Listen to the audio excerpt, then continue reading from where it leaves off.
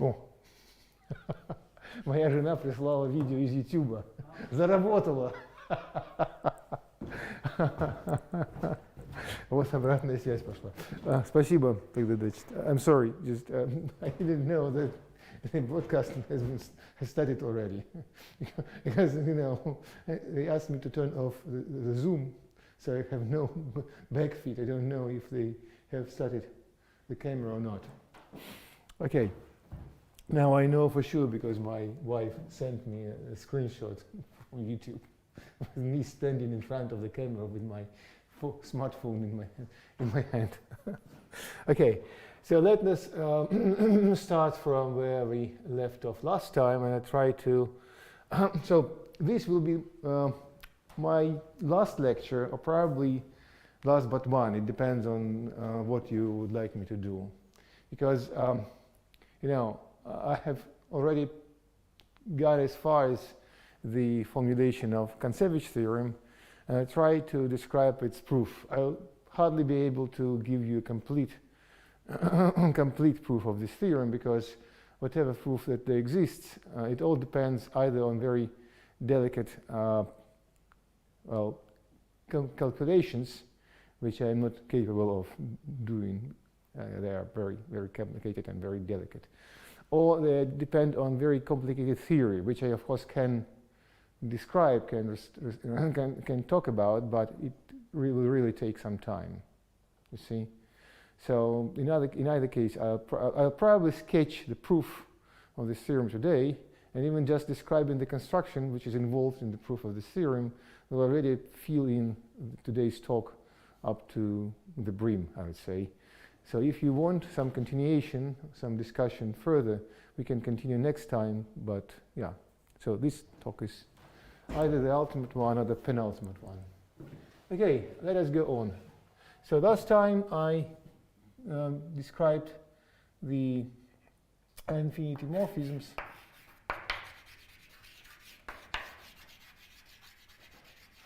from one infinity algebra V to another infinity algebra W, in particular between two differential graded Lie algebras, because you know every differential graded Lie algebra is par excellence, as they say, an L-infinity algebra itself. So, so between these two differential graded Lie algebras, we have a more general map than just a homomorphism of differential graded Lie algebras. And the purpose of having this map, the purpose of relaxing the conditions of this map was to establish the following result. First, well, every quasi-isomorphism of Lie algebras, differential graded Lie algebras, can be is invertible, let's say homotopy invertible as L-infinity morphism. And also every L-infinity morphism induces a map from our Catan elements of G. Well, let us forget about more general situation. Of course, there is a generalized notion of Mark-Catan element adapted for infinity algebras. For our purposes, it's enough just to stick to Lie algebras. So from Mark-Catan elements here to Mark-Catan elements here.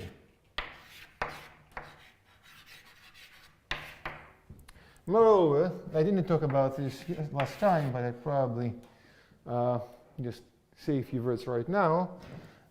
It is the following thing.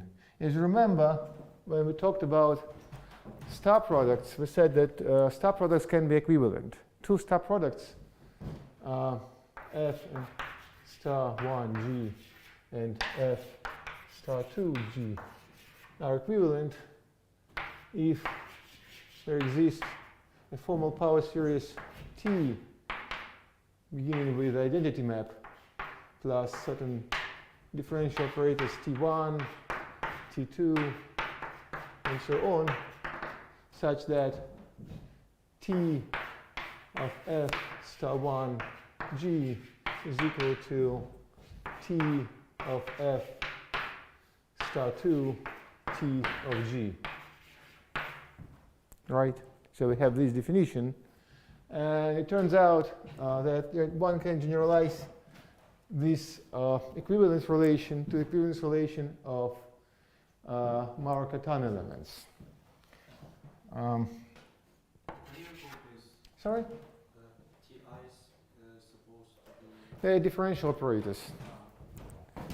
Ti.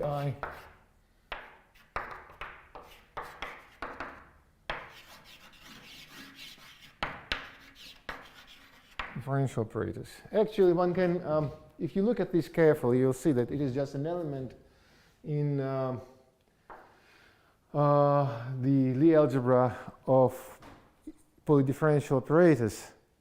This element has degree 1, right? And one can use this definition to define equivalence relation on Markov-Katan elements, just by mimicking this construction. Suppose you have an element of degree 0 in differential graded Lie algebra. You say it is invertible if some certain elements, certain conditions hold. And then you say that more or less two Markov-Katan elements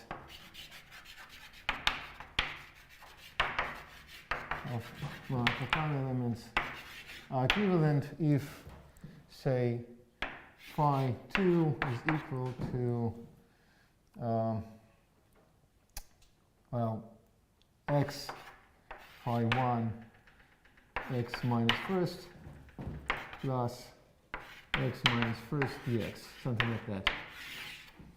Right?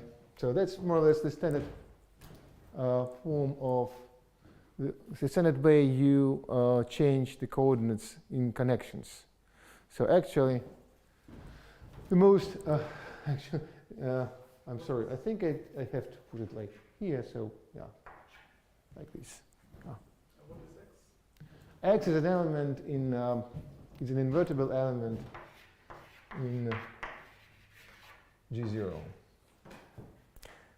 Right. So it really takes, probably better to say, not in G0, but probably in the group generated by G0, right? The group generated by G0. So G0 is a Lie group itself, right?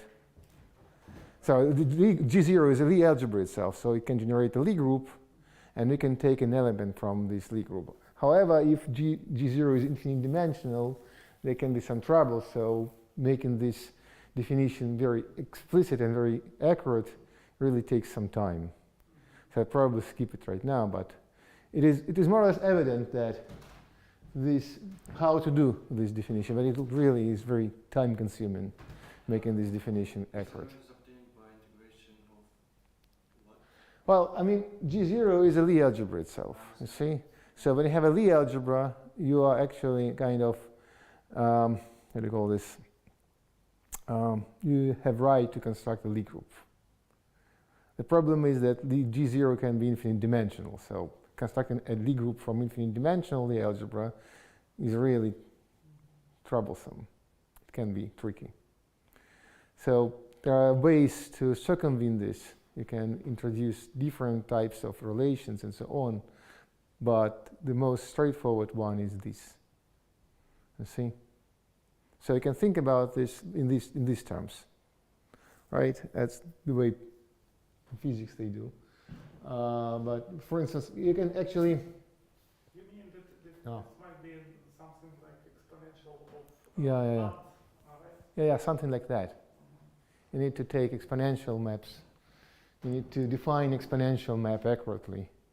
You need to take care of convergences. You need to. I mean, if you have a linear operator up, then Yeah, but usually with exponential is all so if you have infinite dimensional space and you have yes, of course. an operator on infinite dimensional space and exponentiating it is not something very easily obtained. But usually this S is something like Yeah, local yeah. nilpotent. So yeah, you need to speak about locally nilpotent parts and so on and so forth. So in any case, you have this kind of relation. You can actually take infinitesimal part of this relation or something like that, and you can try to restrict your attention to this infinitesimal part, but let us skip it for a while. One more question. I don't know whether you have discussed this last time or not, but this T just gives a homomorphism of Yeah. associative algebras. Yeah, sure. Moreover, filtered. Right? In some sense, I don't know what you call filtered. Filtration, what kind of filtration do you? By the powers of H. By powers of H? Yeah. Actually, powers of H give you not just filtration, they kind of give you, I know, they, yeah, they give you filtration. But filtration kind of, how do you call, not decreasing filtration, but something different. It's actually. There is some filtration. Huh? You can write a homomorphism between two-grade detector space as a sum of homomorphisms of degree 0, 1, Yeah, etc. that's a way to circumvent this, right? That's precisely, you can introduce some filtration to get away, to circumvent all these troubles, all these problems with infinite dimensional spaces and with convergences. So there are lots of ways to do this, lots of ways. Just the idea is something very simple like this. No, my question was, Yeah.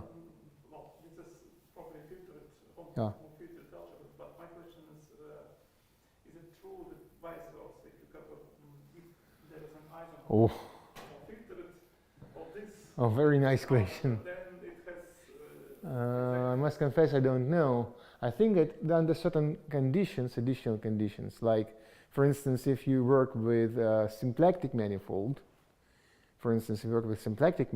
then there I think you're right. In that case, you're right.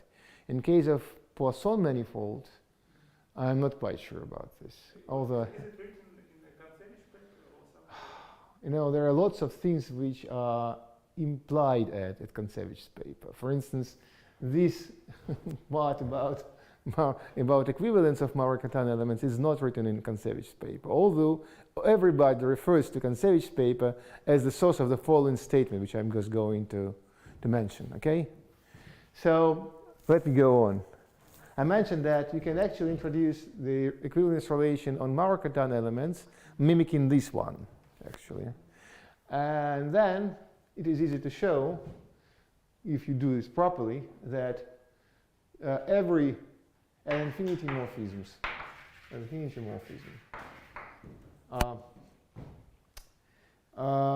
preserves the equivalence classes of Maurer-Catana elements. So that is to say, if two Maurer-Catana elements are equivalent, then their images are equivalent.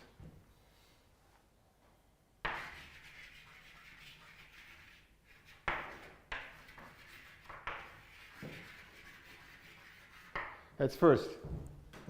And also, if two L-infinity morphisms are homotopic,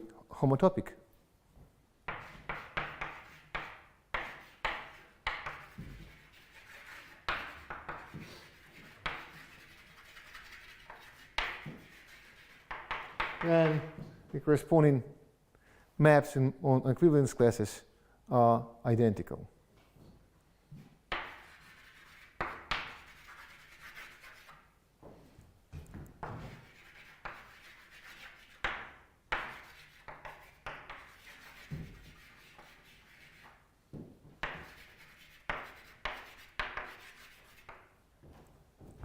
This gives us the following nice corollary.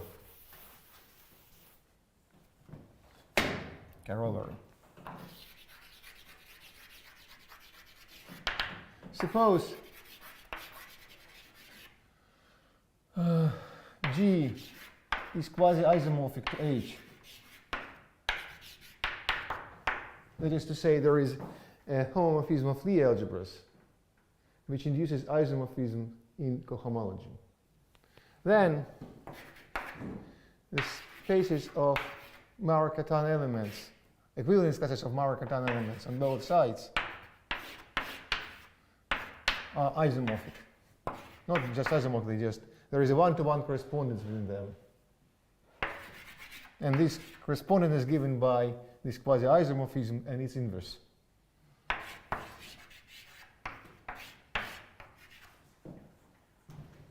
Right? This can be a little bit generalized, just a little bit, to the following construction, which will probably resemble to those of you who are familiar with various constructions in categorical theory and in homological algebra. Certain constructions which appear in formality theory. Namely, suppose you have a differential graded Lie algebra G and some differential graded Lie algebra H.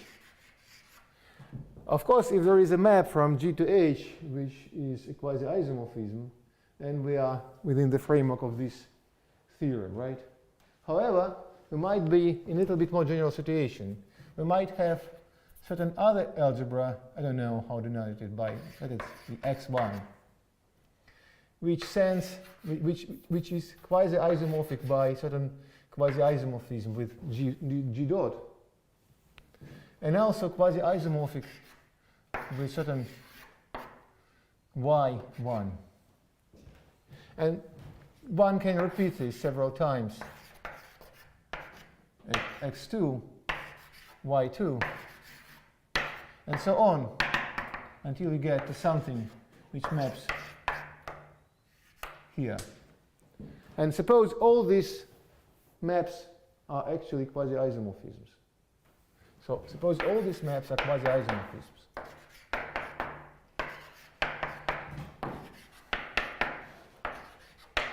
Then, just by the same reasoning, repeating it several times, we see that actually Maurer-Cartan sets on the left and on the right are isomorphic. There is a one-to-one correspondence given by the chain of quasi-isomorphisms.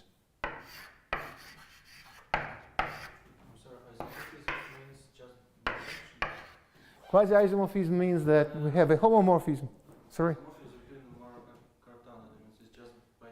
Bijection. You can call it bijection. Actually, I think there is a structure there also. So this isomorphism preserves the structure, but I don't remember. Let me see. What can you do with this?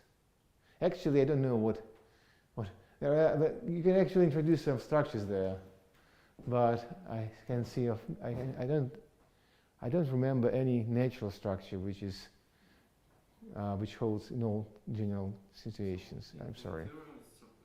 It is just the bijection. If there is some structure, let's say like this. If there is some structure, then it is true. But for a while, we just need a bijection, just a bijection.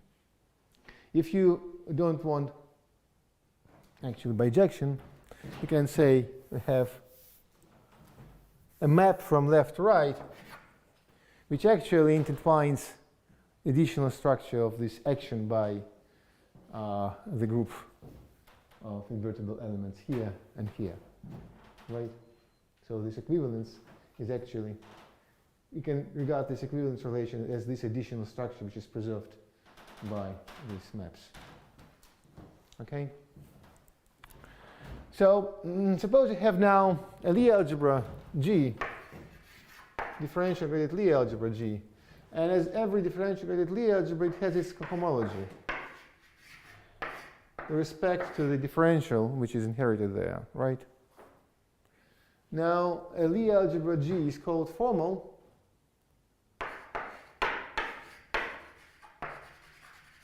if it is quasi-isomorphic to its cohomology.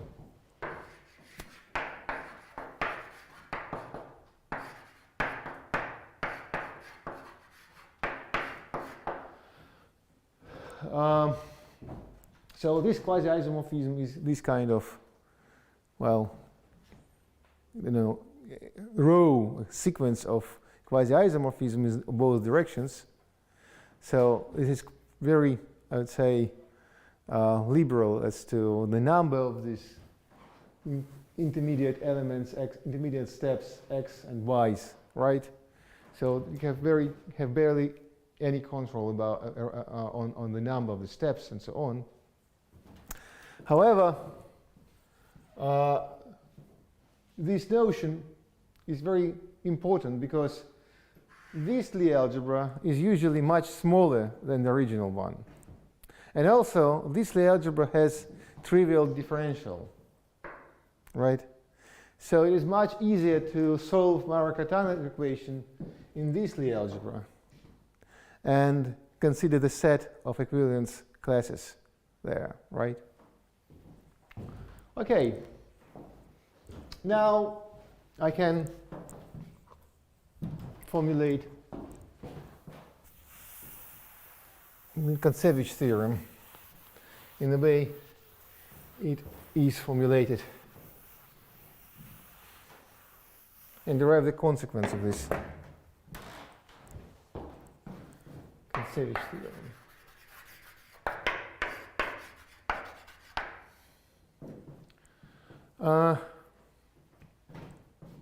For any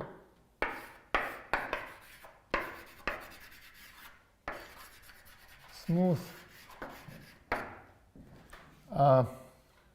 Poisson manifold M. Okay, let us. Okay, sorry, I probably skipped this word Poisson here. For any smooth manifold M,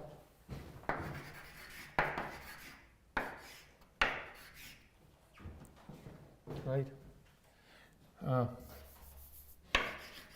The differential graded Lie algebra of polydifferential operators on M.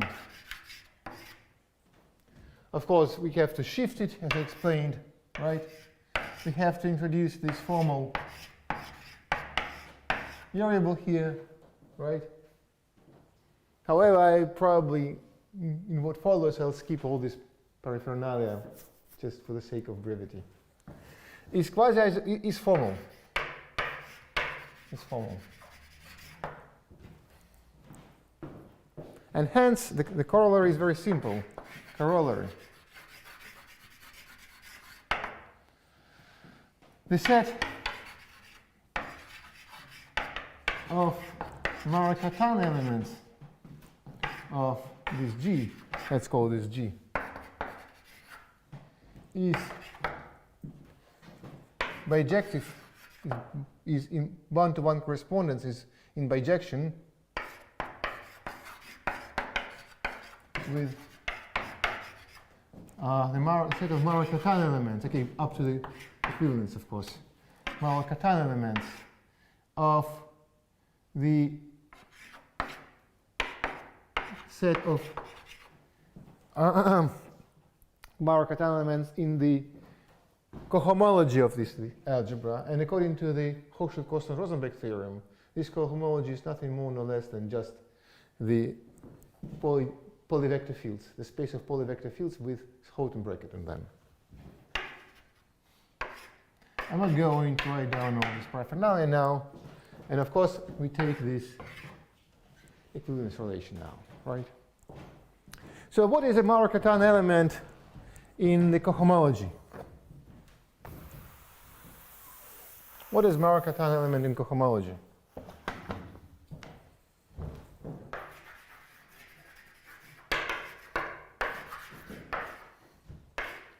In this T poly of M shifted with formal variable in it. So every element of degree 1 in this algebra has the form of the formal power series with coefficients in bivector fields. So it begins with a bivector field pi. Then we have a bivector field phi1. pi 2, and so on. Houghton bracket in this case is just given by linearizing over h bar this Houghton bracket on the polyvector fields, right? So the equation we have looks like pi bracket with itself is equal to 0 because there is no differential, right? Differential, I told you the differential is just equal to 0. So we just have this equation, and the first term of this equation is just pi commutes with pi. So it begins with the usual Poisson structure. But what follows is just a train of additional bivector fields, which in theory can add something new to the construction. I have never seen any explicit description of the star product which is induced by more general Poisson structure than just the usual Poisson structure. That is to say, by Poisson structure where all these additional terms are non-zero.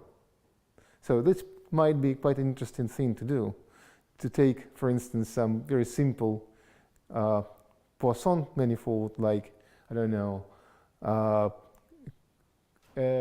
dual space of a Lie algebra and consider a general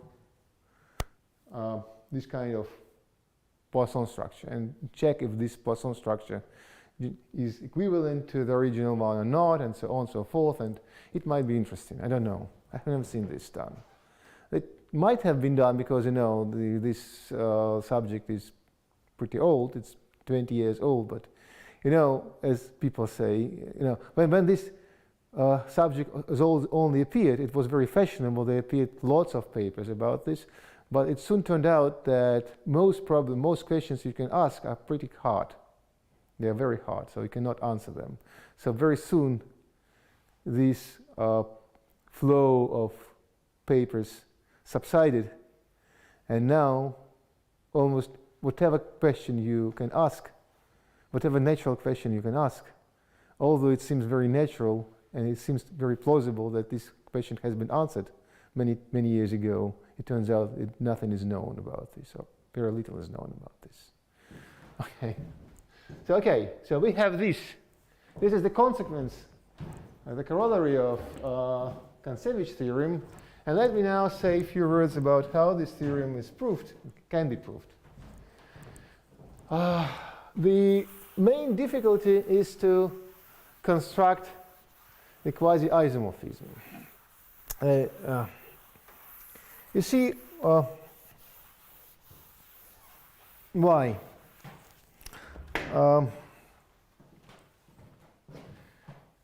We know that there is this Hochschild-Kosten-Rosenberg map chi from polyvector fields on M to polydifferential operators on M. And this map actually intertwines this Houghton bracket in cohomology with the usual Gersten-Haber bracket here, right? The problem is that this map is not a homomorphism of Lie algebras. That is to say, chi of the Houghton bracket of P and Q is not equal to Gersten-Haber bracket of chi of P and chi of Q.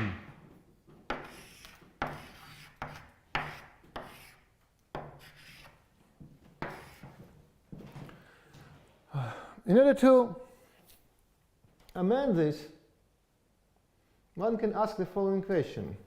Is it possible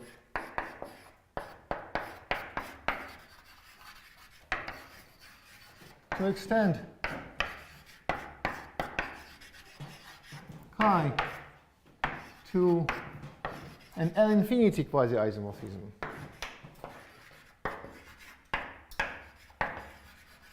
In fact, we don't need the usual quasi-isomorphism as a homomorphism of Lie algebras, because you know the inverse of this quasi-isomorphism will be in any case L-infinity quasi-isomorphism, right? If you look at this diagram, G, X, and H, for instance, suppose we just have only one X between G and H. It is actually a more or less general case.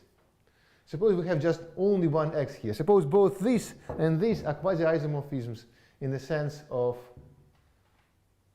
homomorphism of Lie algebras, homomorphisms of Lie algebras. Then we can invert this in the world of L-infinity maps. And then we can compose this L-infinity map with this map here, and we obtain an L-infinity map from G to H. And that's precisely what we need. That's the only thing actually we need to obtain a quasi-isomorphism, to obtain the result about the Markov-Cartan elements, right? So now this is precisely what we're trying to do. We try to add to chi, the Hochschild-Kosten-Rosenberg, extra terms to turn it into an L-infinity map. Then this L-infinity map will be quasi-isomorphism, because chi induces isomorphism in cohomology.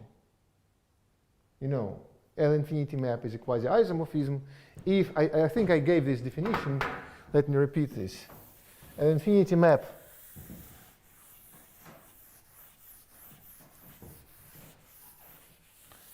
is a quasi-isomorphism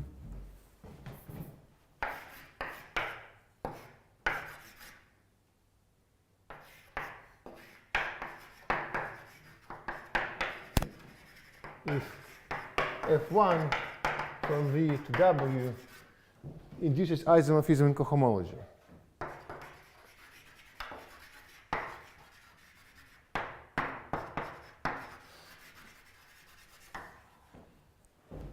So we have this idea here. And the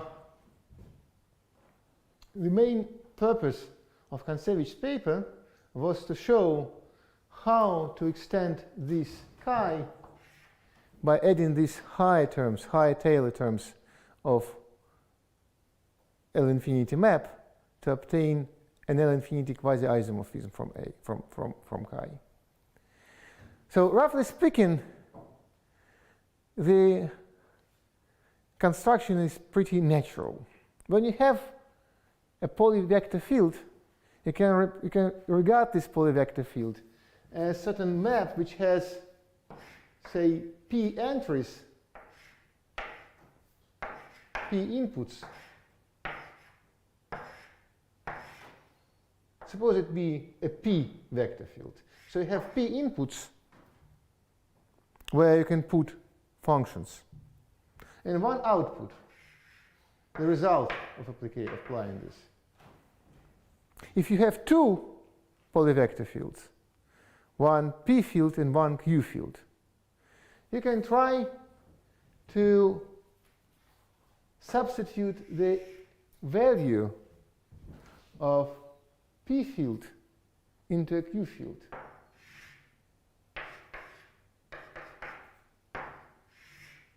And so on, right? That's more or less what you do. Now you have several fields like this. You can substitute it in a more difficult, in a more complicated way. For instance, you can do something like this. By the way, I can also put here.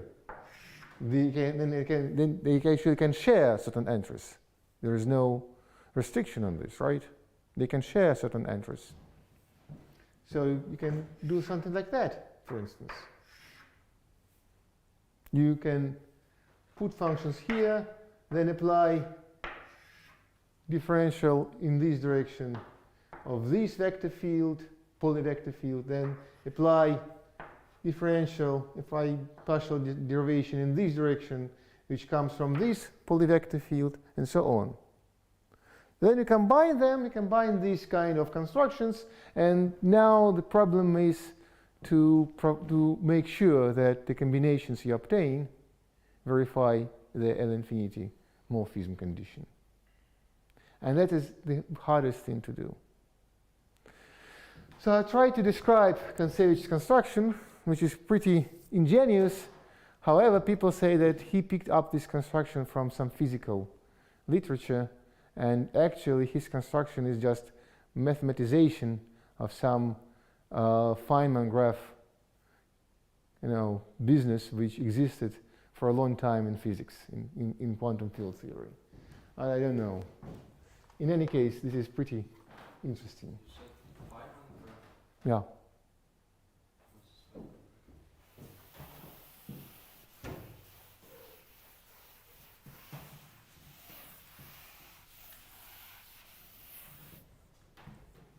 So I'm going to actually to make this construction accurate.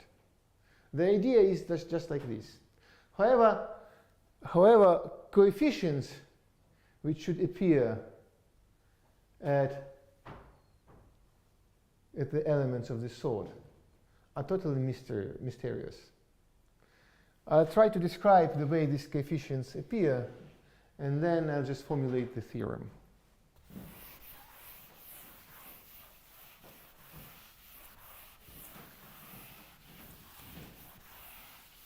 So let us make this statement a bit more accurate.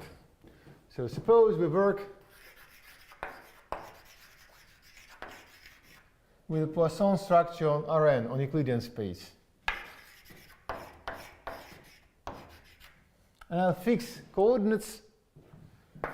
x1, xn are coordinates.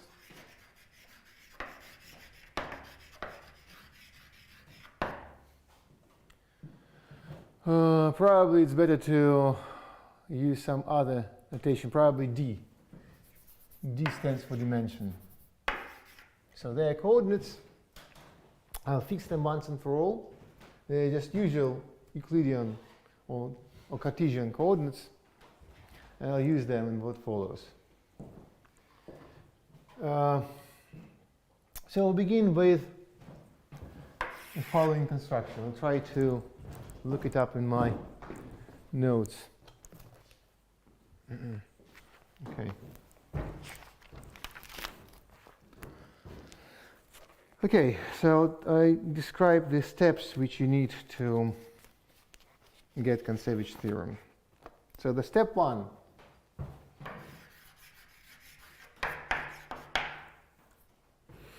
You consider the configuration space conf n comma m. It is the space of all n plus m tuples of points p1 through pn, q1 through qm, which belong to the Cartesian product of upper half plane or Lobachevsky plane, right? Poincare plane, right? So these points, they are in upper half plane, and the remaining points are on its boundary, right? And of course, we assume that these points are distinct. And it's also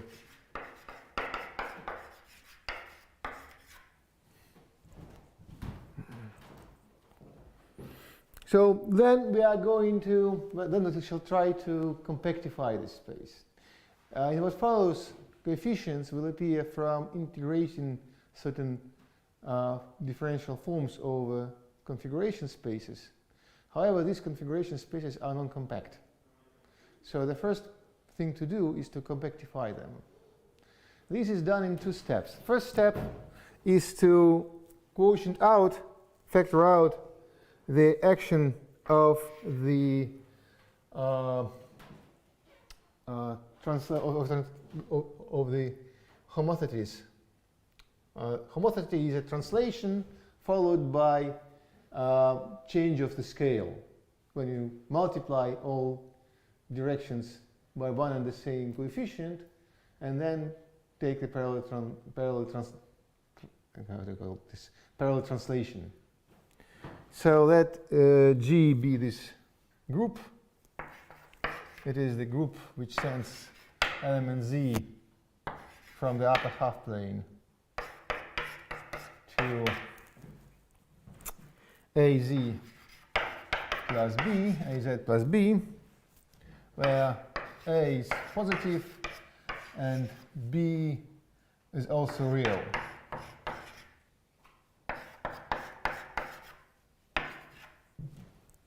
A is real positive. So we quotient out this action and let us denote by C and M the quotient of configuration space by this action. This space is not yet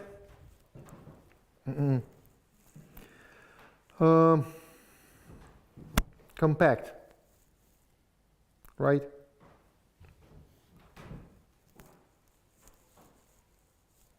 Okay, just let me think.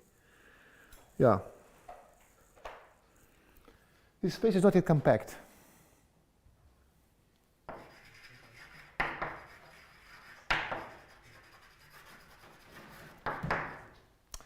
So let me do one more thing to make it compact.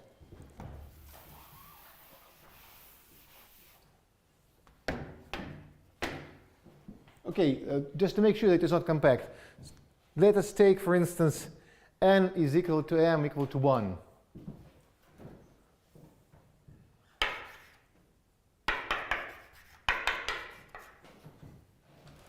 Then, using these translations, we can assume, for instance, that q1 is just equal to 1, sorry, to 0.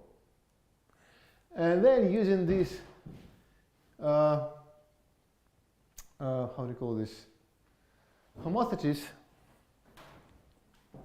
we shall see that we can make sure that P1, the module of P1 is equal to 1. So this space C1, 1 is just this kind of arc, open arc of the circle. It's not yet compact.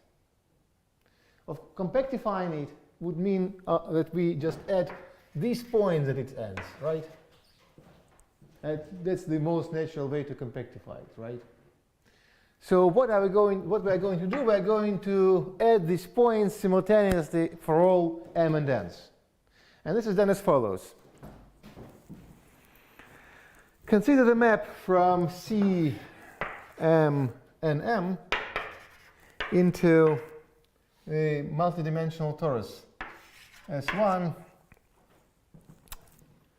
of dimension, sorry, times 2n and minus 1 plus nm. This strange number comes from the fact that I just use all pairs of points p1 and pi and pj, and also all pairs of points pi and qj.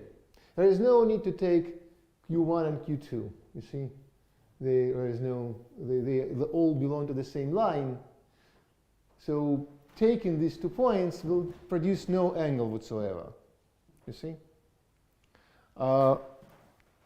And the idea is to take 2 points, P and Q, or P, Pi, and Pj, and take the angle, the argument of the corresponding complex number, Pi minus Pj, for instance.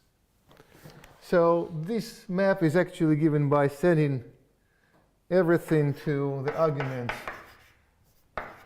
of Pi minus Pj, and so on. Oh yeah, also this 2 comes from the fact that I'm also interested in the complex conjugation. So I also take the argument of Pi minus Pj bar. And yeah, and also the arguments of Ti minus Qj. So this gives us a map from this space to the compact space, because the circle is compact. So we insert our configuration space into a compact space. And this is enough now. We just use the topology of this ambient space, of this compact space, of this multidimensional torus, to compactify. And that is how I define the space C bar and M. This is the configuration space which we are going to use.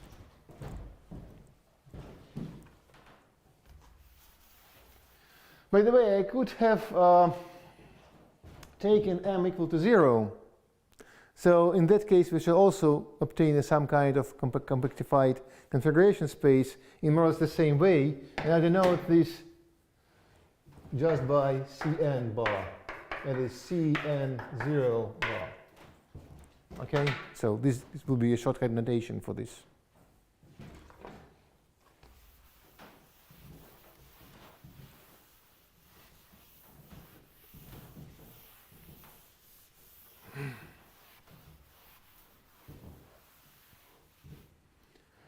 By the way, if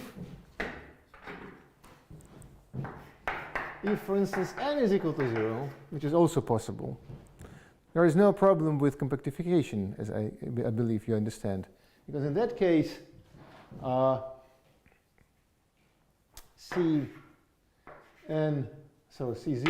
M is just the configuration space of M minus 2 points on a unit segment.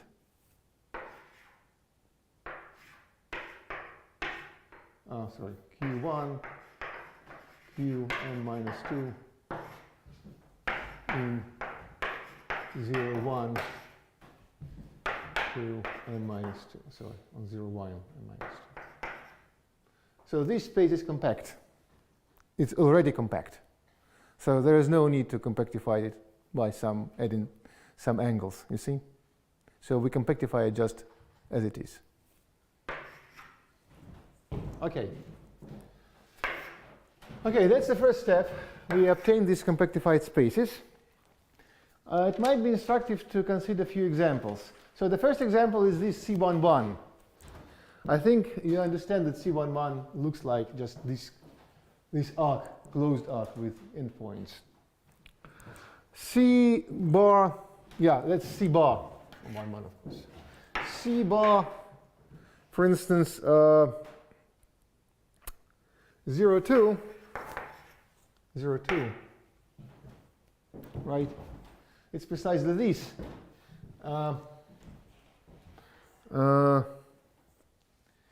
It is, you see, it's compactification of configuration space of 0 points on a unit segment, right? So what is it? It is actually a 2-point set. You can ask me why there are 2 points, not just 1 point, and the reason is very simple. These points are naturally ordered by the natural order in the real line. So when we say that Q1 is less than Q2, we already fix this order. So these two orders, they give us 2 different points in C02. So it's just 2-point set.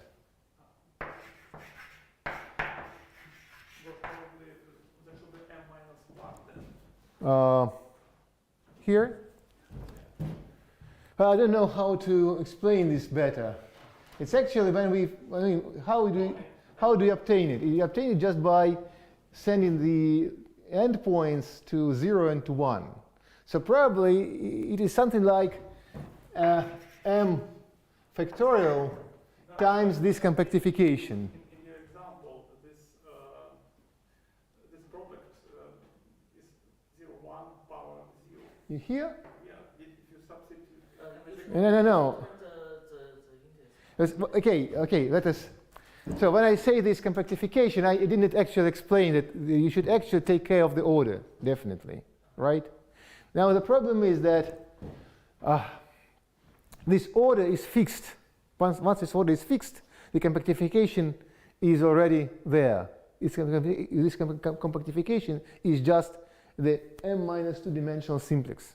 Oh, sorry, not m minus 1 dimensional simplex. The compactification of m minus 2 ordered points on a unit segment is just m minus 1, I think, dimensional. No, m minus 2 m dimensional simplex. You see, when you have a segment and you fix the points 1, 2, 3, 4, right? So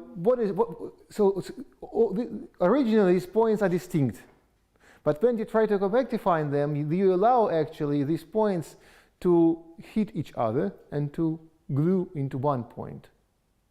So instead of taking the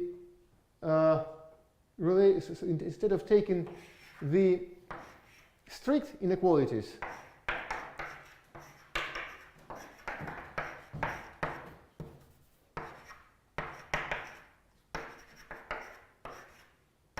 you take non-strict inequalities. And that's more or less well-known fact that this space is just an m-dimensional simplex. However, you obtain this simplex only when you fix the order of the points q1, q2, and so on, qm. So the compactification here is just an m factorial copies of a simplex, right? So just m-dimensional simplex, m minus 1 dimensional simplex, sorry. So how many m's there are? 1, 2, if there are 3, then there will be, m minus 1 dimensional simplex. Because actually the number of segments which we obtain is precisely the dimension of the simplex. So this here we have 1, 2, 3, 4, 5. So it's precisely m minus 1. Yeah. So we have m minus 1 dimensional simplex, but not just one, but rather m factorial copies of m minus 1 dimensional simplices. Right? Okay. So this is the 2-point set. But there's also one more important case which I would like to discuss now. It is the compactification of C20.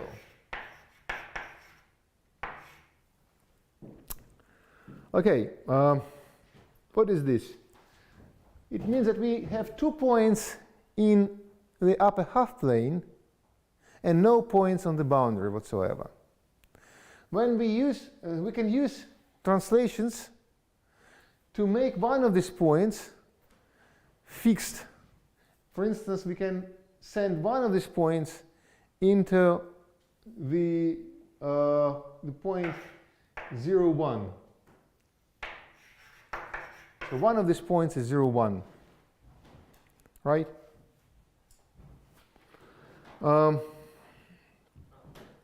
Yeah? Okay. So it means that C20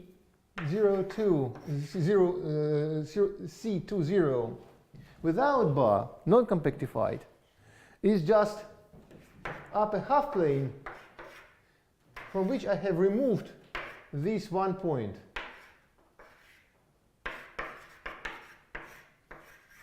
Right? Okay. After this, when I try to compactify this,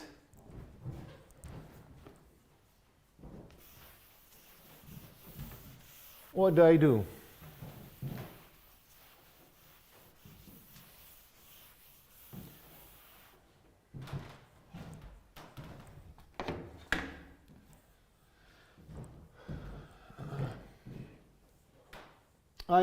I forget about, so I have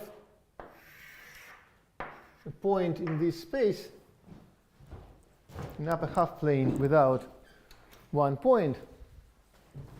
And now I only take care of this direction, right? So what do we obtain? Yeah. Also the direction of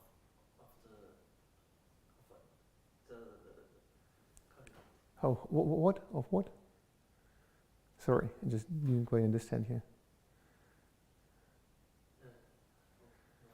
Okay. So there are three ways. So there are three ways. So what is compactification? Compactification is adding some points in the limit, right? And points in the boundary. So what is the boundary of this set?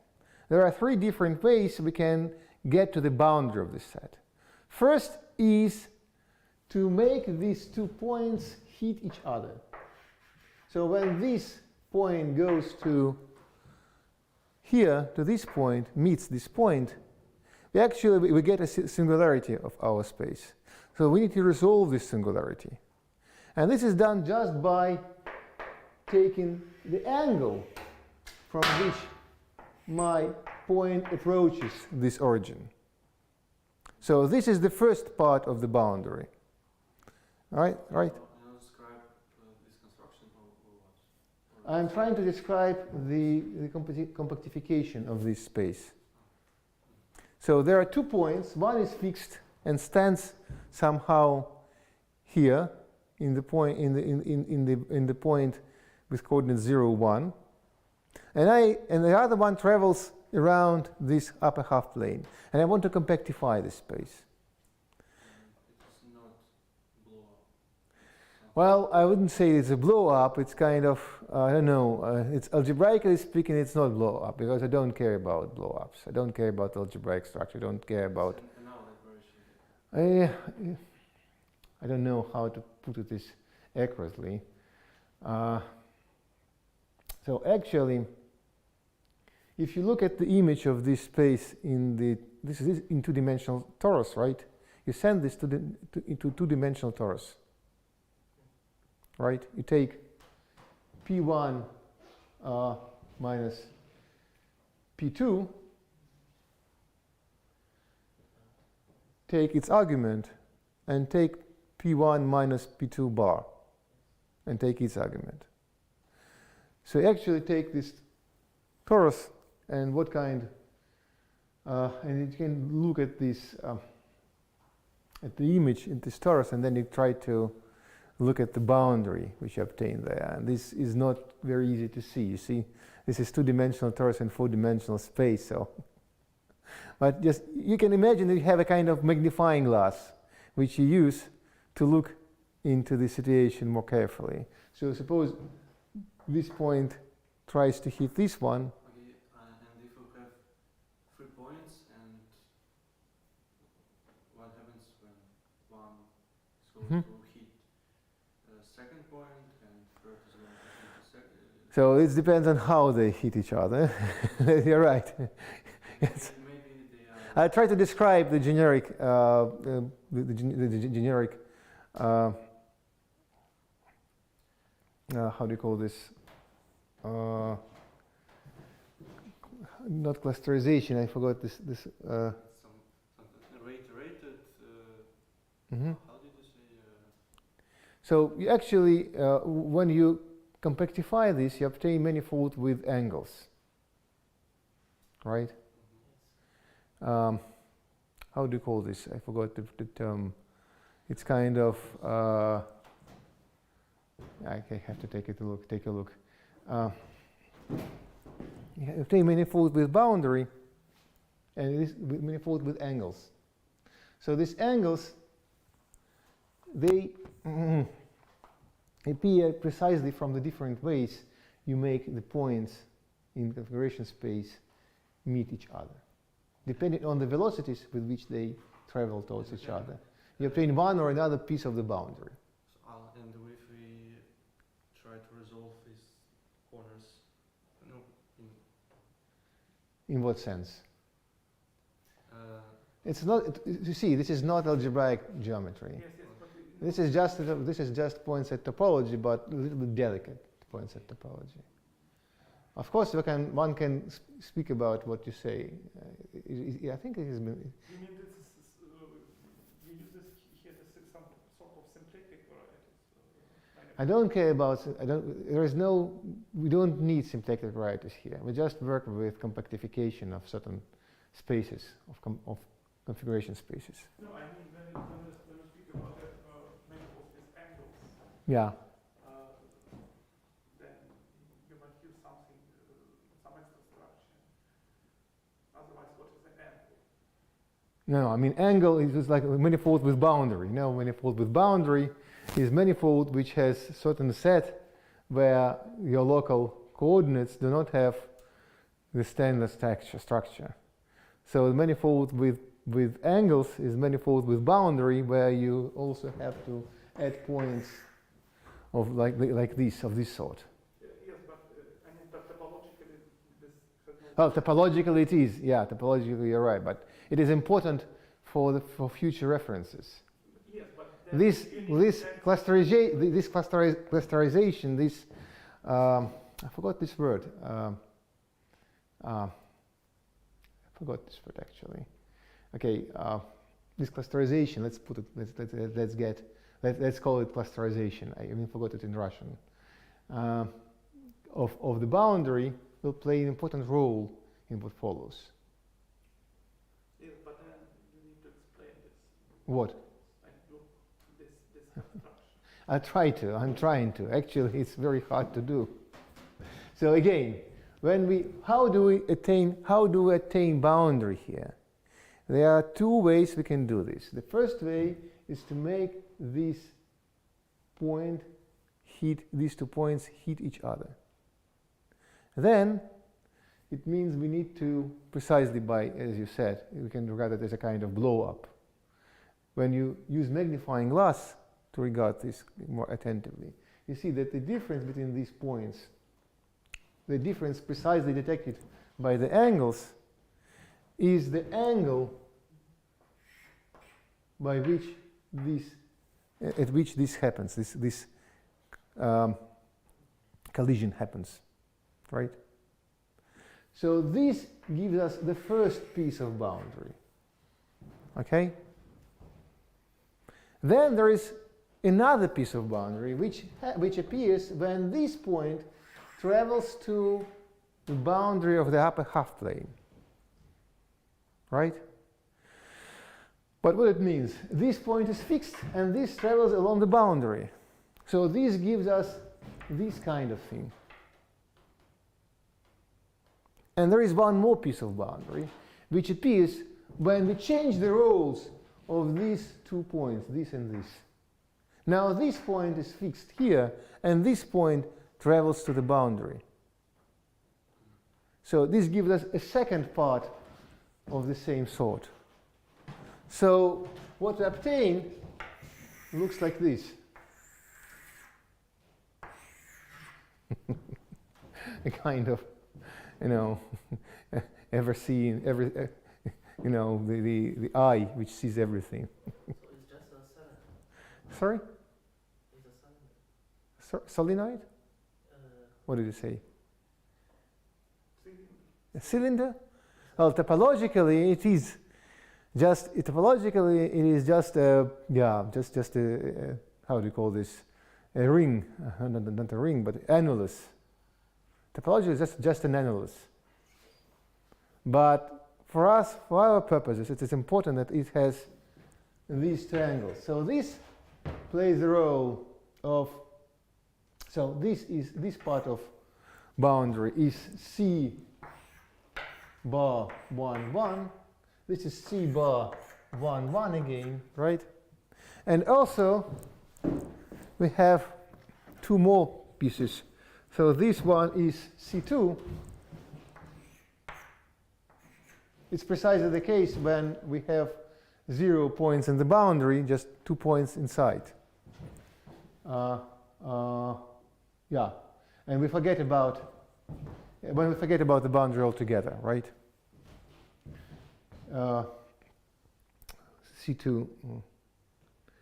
Okay, and also, yeah, and these angles, they play the role of, I think they just C01, C10, sorry.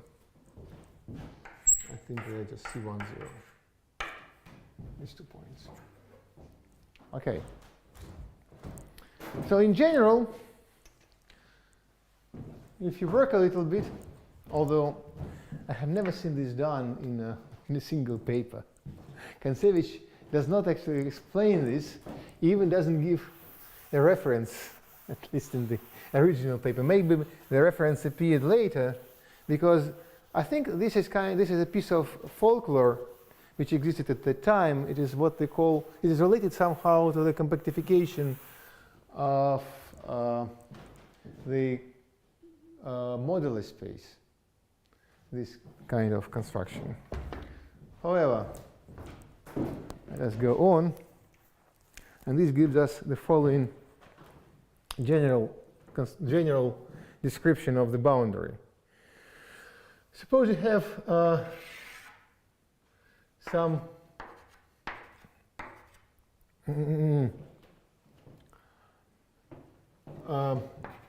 configuration space with A points,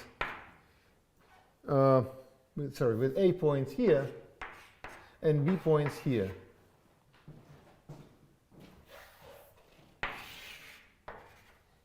Right? Suppose we have S points in the top, only in the top, which go very close together, which hit each other simultaneously. Right? And all the other points remain relatively far away from each other. So this gives us the following observation. The boundary of this set C bar AB contains a subset which I will denote by D sub S, which appear from gluing together, from letting these points collapse into one point. And this collapse looks not just arbitrarily, but it looks very naturally. It is the Cartesian product of C A minus S bar, to which we add 1 point. You see, we remove all these S points, we replace them with just one more point, right? So this is what we have done. We remove these S points, and instead of them, we put just one more point here. Okay? And B, nothing happens to B at all. So this is what happens when we let them collapse, and we forget about these collapsing points for a while. However, we need to take care of them as well, because they collapse in certain way. So if we use magnifying glass, we forget about everything which is beyond this magnifying glass. We look only at this here situation, and this situation looks like S points in the upper half plane which do not care about the boundary at all, which do not hit the boundary at all. So this is just C bar sub S. So this is the first piece of boundary, which appears from this calamity, this kind of.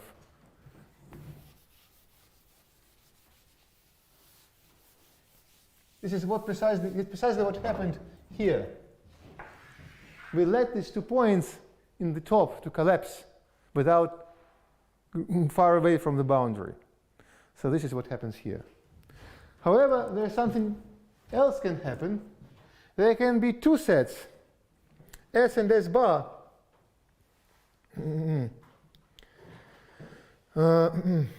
Sorry, S and S prime, say. One set S is here, and S prime is here. Right? Okay, and yeah, S prime is here. And we also make these points collapse to one point, but they collapse to the same point as these S prime points, right?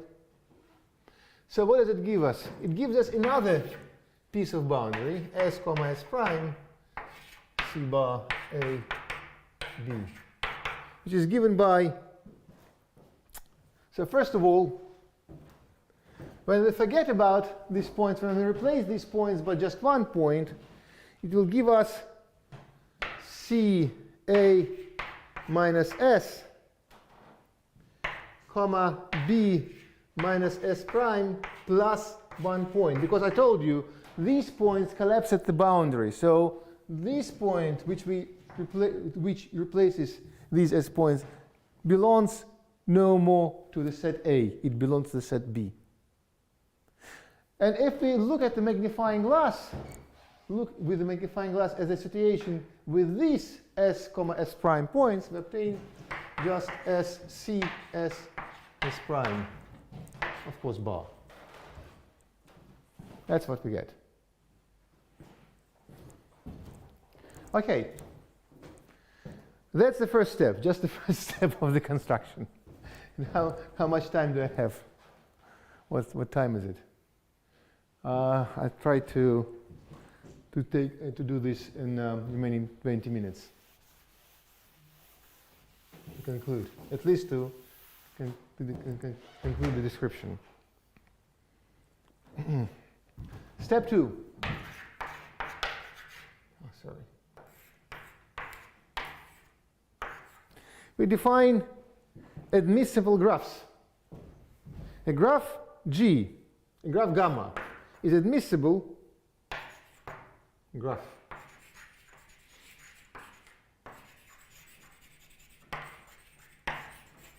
If it is, first, it is oriented graph.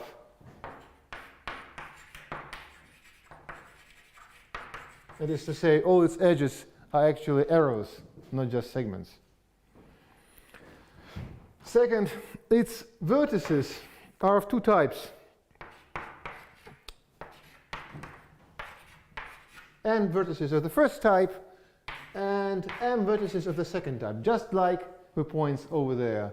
First type, those vertices which are in the half plane, and the second type are the vertices which are in the boundary. Sorry. Also, every edge begins in the vertex of the first type.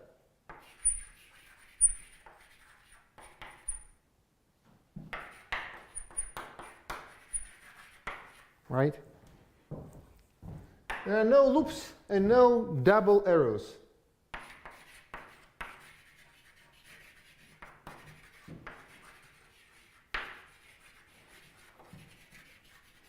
What does it mean, double arrows? You cannot have this kind of configuration. The arrows which point from one point to the same point. However, you can have this kind of. So this is not allowed, but you can have this. This is allowed. No, I mean loop is a vertex, is an arrow which begins and ends at the same point. Loop in this sense. Okay, and I think it is enough for a while. Okay, so this is the admissible graphs for you.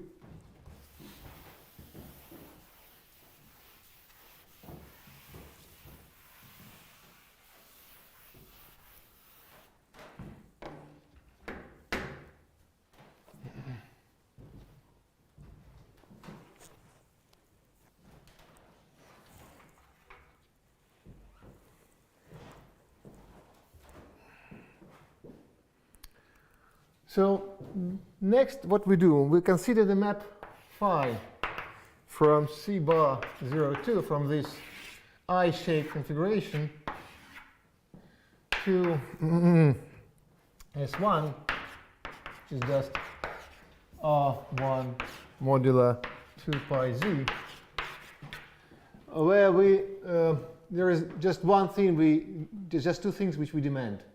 The first thing is that this circle is identified with this circle.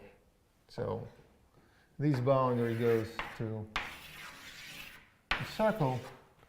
This upper boundary goes to just one point.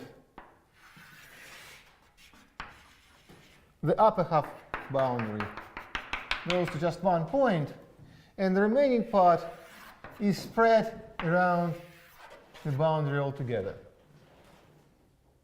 You see? So this is more or less clear, can be done, but there are more than just one way to do so. So let us fix this map. It can be arbitrary, but it should be fixed.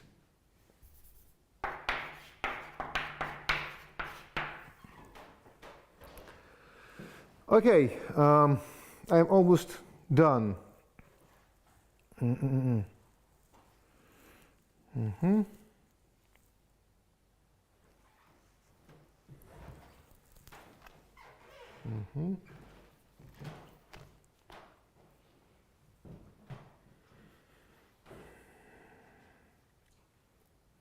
So now take a graph gamma and consider the number W sub gamma given by the following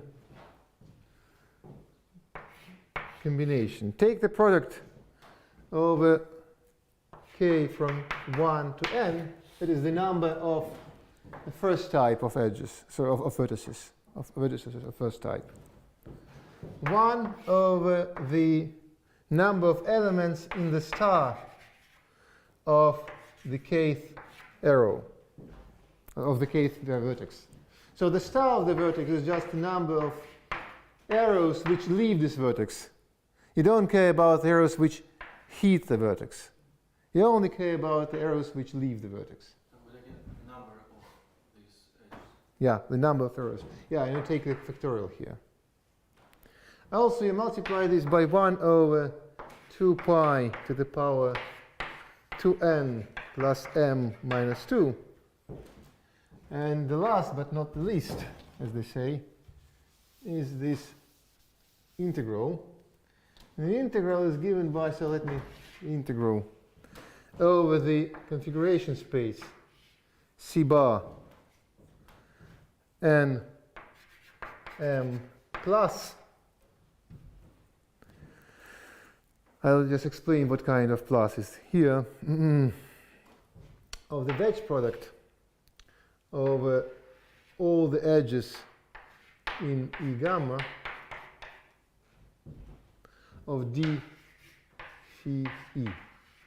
So what is d phi e? So what is C and m plus bar? As I explained here, when you take this compactification, the order of points on the boundary makes the components of the simple compactification to multiply. You obtain several copies of the same component, just changing the order of the points in the boundary, and doing nothing else. So this plus means that you actually fix the order of the points in the boundary once and for all. So it means that just to take just one component of this compactified configuration space where the order of the points in the boundary is fixed. The order of the points on the straight line is fixed. That's clear. Okay, now what is phi e? Phi e. Okay.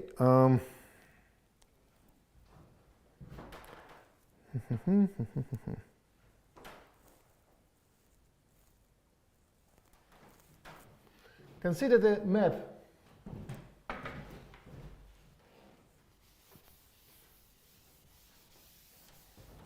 So of course, when you have this graph, you can identify its vertices with the elements of the configuration space. That's what you do, right? So vertices of graph are points in C and M without compactification yet, or with compactification if you want. Now you can actually send all, now there is a map from this graph to just one edge of this graph. Right? So that gives you a map from here to C bar 0, 2 to 0. You take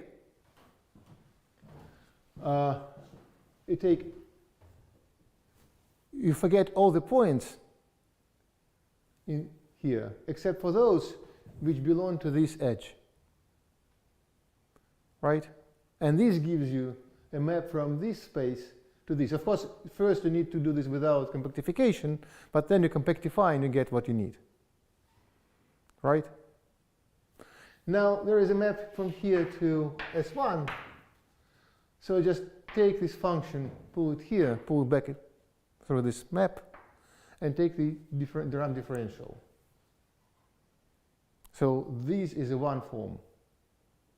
And when you take the product, it is a form of the suitable dimension. I'm not going to count this dimension for you right now. Sorry, how do you identify the graph and the Okay, I fix the order of vertices yes. in the graph. And as such, they are identified with the vertices, with the points in the configuration space. Actually, this fixing the order plays an important role because it gives you the orientation here. You really need orientation of your manifold, with or without boundary, doesn't matter, if you want to integrate a differential form over this manifold. So you first identify, by choosing order, identify your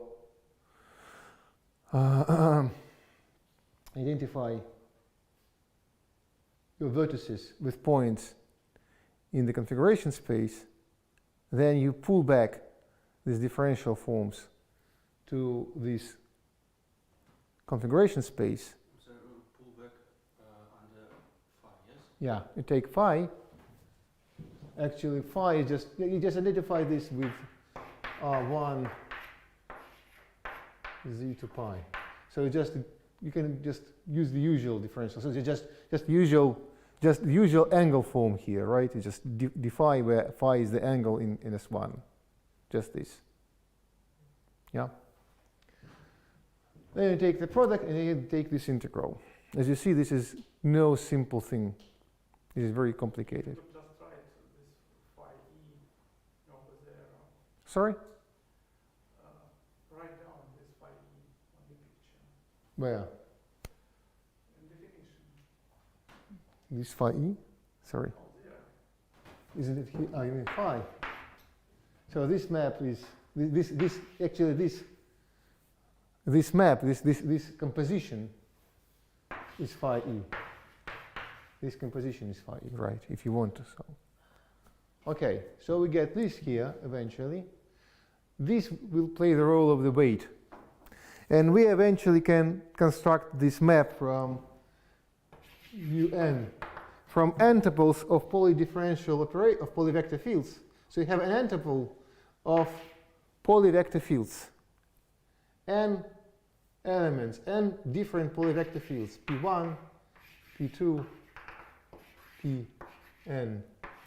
Polyvector fields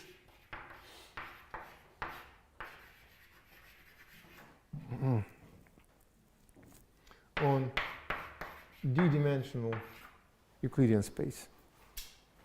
So what do you do with them?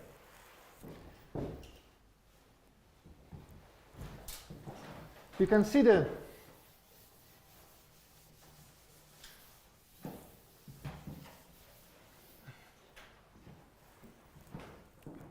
so for any functions f1, f m.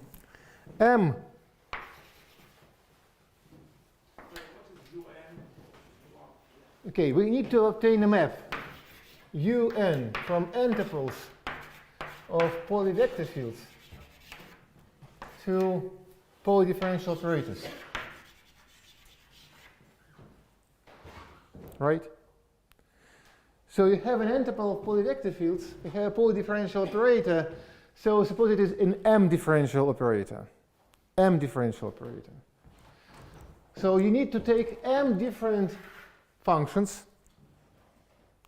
and you need to define UN of P1, Pn of F1, Fm. Right? So what do? We take the graphs gamma, such that the with precisely n points of the first type and m points of the second type.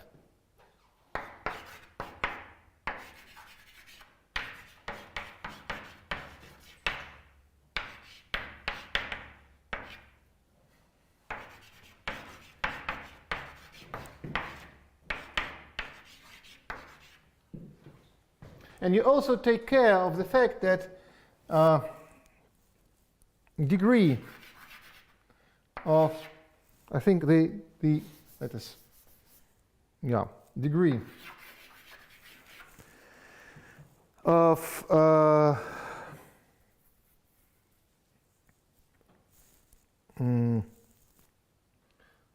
Pi is equal to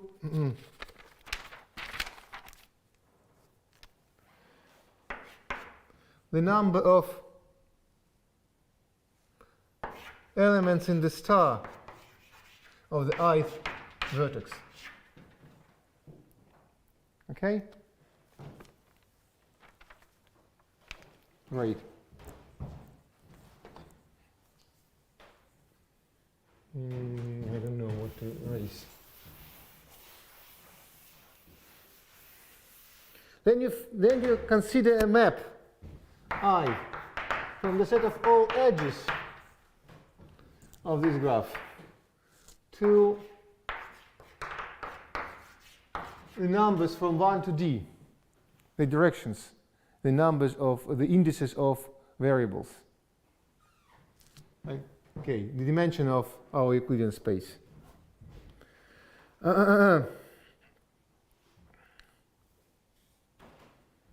Okay, so we're almost there. What do we do then?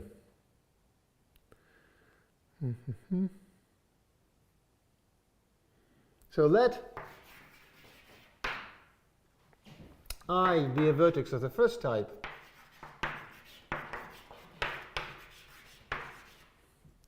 and we put psi sub I to be equal to gamma I, to pi. So we identified these i's with the vertices of the first type, right? So we have this polyvector field times dx I e 1 I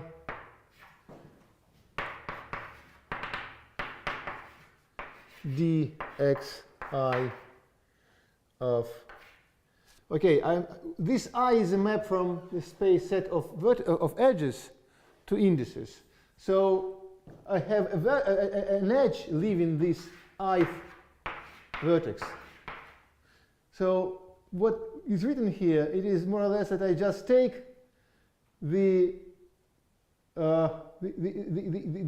edge E 1I, the first edge leaving this ith vertex, and mark it with number I of E1I, right? I capital of this. So I have a mark applied to every edge leaving the ith vertex. So it will be 1, say 2, D, and so on. Okay. But what it means to have this bracket here? It means that I substitute these differential forms into polyvector field. It naturally gives me just the coefficient at the corresponding set of indices, just the coefficient of the polyvector field. So polyvector field has the form certain function, I don't know what to say, a of x times d I1, d I2, and so on, or probably tensor. d In, Ik. So when I substitute differential forms here, I obtain just delta, canonical deltas here. And the only thing which survives will be corresponding coefficient. So what is written here, just choosing the coefficient which correspond to the choice of I. Which corresponds to the choice of I. Okay. This is psi I for you. Similarly, if J, okay, if V is a vertex of the second type, okay, sorry, J, let it be J. The vertex of the second type,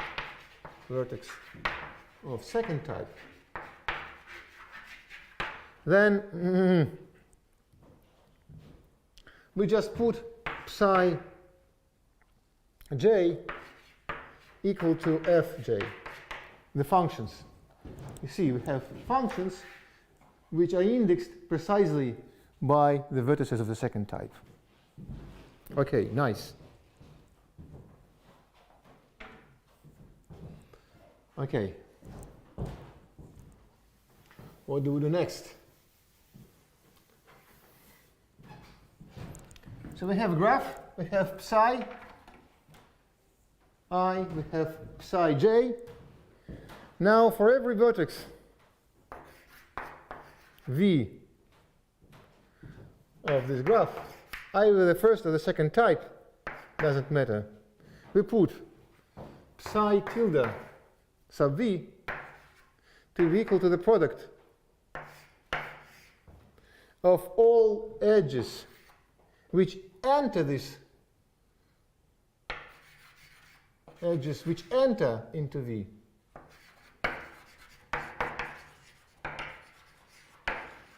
Of the operators d I sub e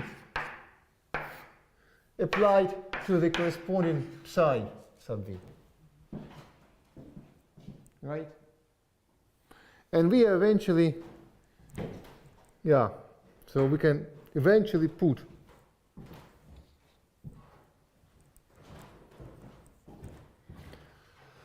okay, almost there, but no place. Okay.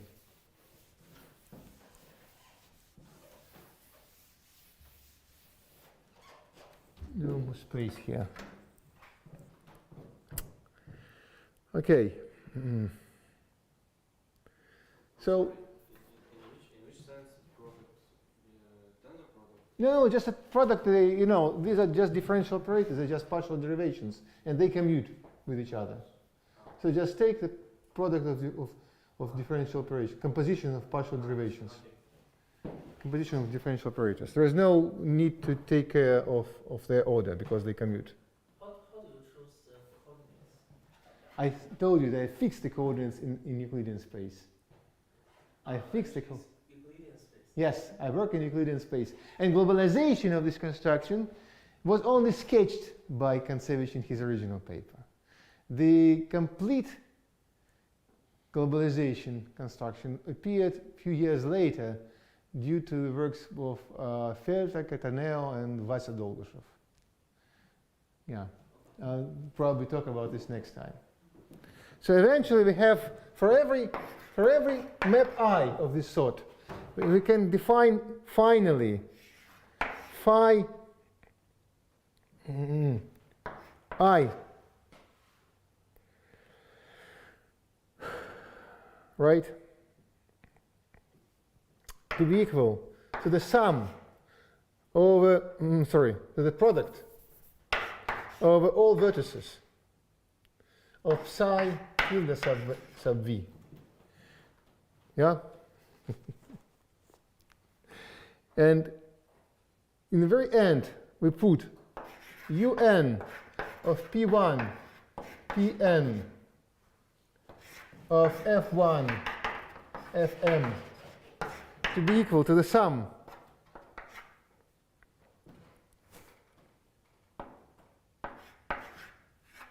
over all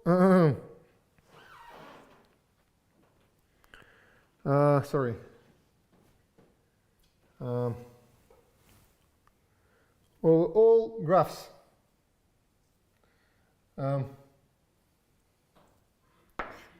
with which belong to set of graphs with n comma m, right? Sum over all reordering phi I. Sorry? G and M Is the set of all admissible graphs with n vertices of the first type and m vertices of the second type. So I is so you have d edges, right? Right. So it's an order. Sorry? It's an order of the. No, I don't have d edges. I have plenty edges. But every edge I label with a number, 1, 2, or d. So what is d? D is the dimension of Euclidean space in which I work. I just work in d-dimensional, in d-dimensional Euclidean space. I fix coordinates there, and now I'm able to write eventually this stuff. So okay, we have W sub gamma times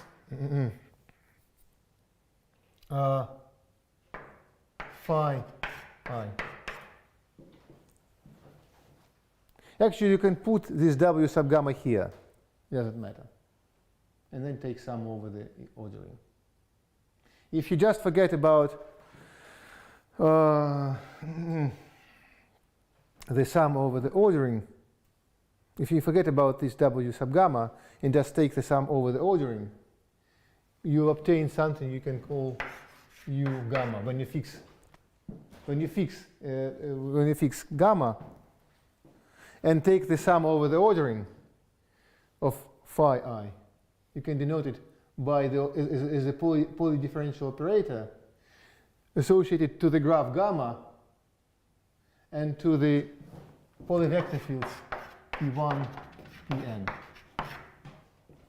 So if you take sum over I, phi I, it will be denoted by U gamma of phi 1, phi n applied to f1, fn. So you can also rewrite this in this form as well. So it will look like sum over all graphs, suitable graphs, of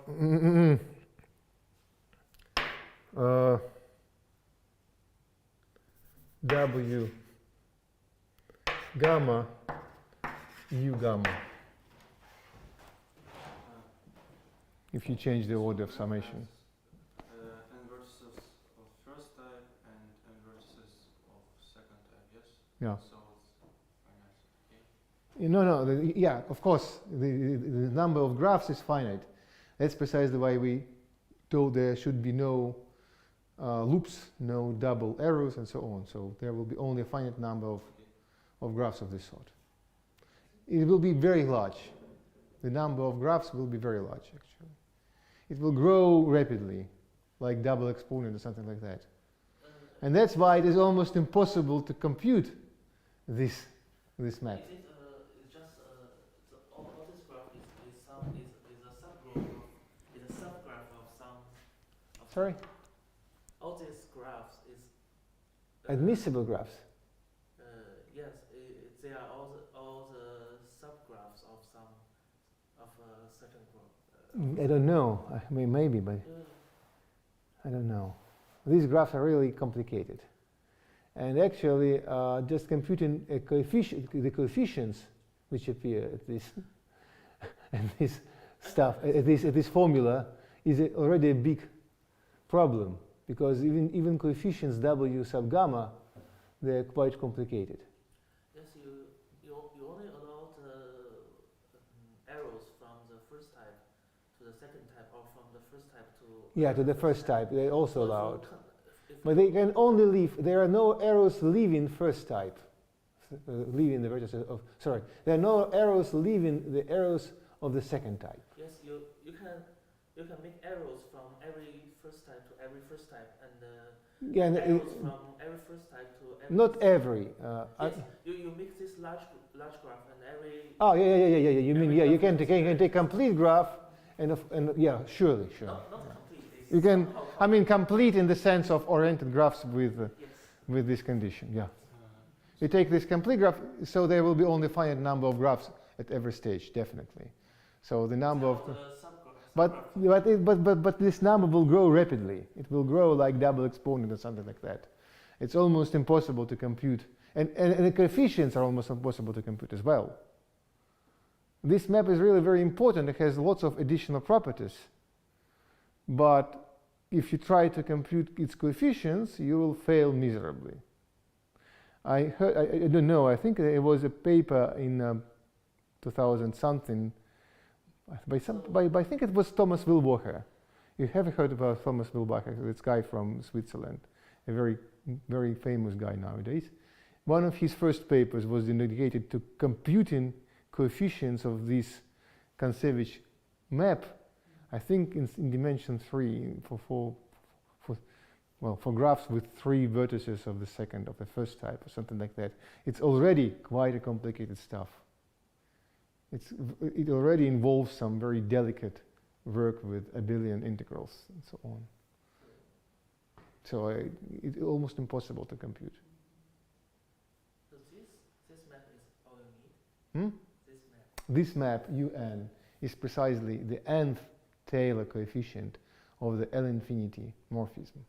And to prove that taking these combinations of this UN gives you an L-infinity morphism is based on the description of the boundary which I gave. Because when you try to take the differential, you can use Stokes' formula, and then Stokes' formula produces the boundary. And since the boundary looks like the configuration spaces of the same type, you can tell something about the combinatoric structure of this integral. And that's how it is eventually proved by Kontsevich. However, he gives very little details of this proof in his original paper. So I prefer, if you ask me what proof I prefer, I definitely would prefer Tamarkin's proof, because Tamarkin's proof can be made, although it is very technical, it can be made pretty finite in the sense that all steps are more or less clear, and if the step is not clear, there is a clearly phrased reference to a well-renowned result. And Tamarkin's proof is quite different. It's totally different. He doesn't speak about explicit formula at all. It is based on some abstract some abstract homological algebra. He just proves that there is some... yeah, he just proves the existence. And actually there are much more than just one L-infinity morphism of this type. Infinitely many different L-infinity morphisms. You say that Kontsevich deduced this proof from some physics considerations. Yeah, from some physical ideas, I'd say. And this idea is described somewhere. You can take a look at Cataneo-Felder's paper. If you want, I can give a reference. There is a paper by Cataneo-Felder, and you consider something called Poisson sigma model. It's a kind of quantum field theory. And in quantum field theory, you consider some something called, how do you call this, regulator. I don't remember this terminology. I quite forgot about this. We actually consider the space of all smooth maps from a disk to some Poisson space. And you use Feynman integral to obtain the action, to obtain some, you integrate over the space of all maps certain action. Okay. And this integral has some physical meaning, but from our point of view, it has double sense. First of all, if you just look at this integral, you will see that this integral actually induces a product, a non-commutative by associative product on functions, right? And the fact that it is associative can be deduced very easily from just some topological considerations. I can draw this picture next time if we meet, if I am still speaking next time. And it will be very simple. The picture will be very simple. However, this picture cannot be made very, very accurate. And to make this picture accurate, the Feynman graph technique was invented, had been invented. So if you use Feynman graph technique, you will obtain, instead of just one integral over infinite dimensional space, a sum of integrals over finite dimensional spaces indexed by graphs. And it's precisely these graphs which you obtain here. You can work it out and you show that the integrals you obtain from the Poisson sigma model are precisely like this, of this type. However, so if we believe in this Feynman graph technique, we are done. If we believe in it, we are done. We know that this Poisson sigma model induces an associative product, but this Poisson sigma model actually can be rephrased in terms of graphs and sums of integrals of this finite dimensional space. Right? So we see that this actually gives you an associative subproduct. I heard that some techniques in physics theories are not strictly... Sure, that's precisely why I said if we believe. If we believe. And so Kontsevich believed and then he found a proof. And then he found the proof. Yeah, that's precisely how it was, as I can understand. So but that's much more impressive, much less impressive. Then what? If he just did it and wrote it. I think it is quite as impressive as it was, because to know, to observe, to work through these complicated formulas is already quite it asks for, it is work of a genius actually. You cannot do this. No average person can do this. So it's already quite a big achievement. Okay, I think it's time to stop. If you have some questions, probably it's better to ask them next time. The question what I want to tell us next time. Okay, let's stop now. How do you?